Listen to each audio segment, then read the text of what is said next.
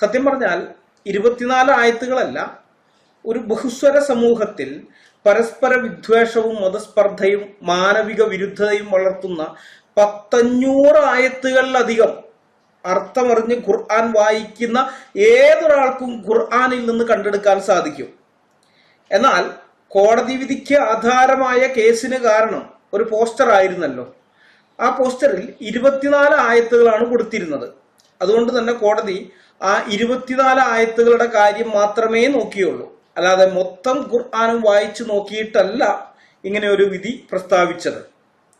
ഞാനിത് പറഞ്ഞതിന്റെ കാരണം ഒരുപക്ഷെ നിങ്ങൾ ചിന്തിച്ചേക്കാം, ഖുർആനിൽ ആകെ 24 ആയത്തുകൾ മാത്രമേ അന്യമത വിദ്വേഷമോ അല്ലെങ്കിൽ കൊള്ളയ്ക്കും കൊലയ്ക്കും കലാപത്തിനും മുസ്ലിങ്ങളെ പ്രേരിപ്പിക്കുന്നതായിട്ടുള്ളൂ, ബാക്കി ആയത്തുകൾക്കൊന്നും ഒരു കുഴപ്പമില്ലാന്ന് ഒരുപക്ഷെ നിങ്ങൾ തെറ്റിദ്ധരിച്ചേക്കാം.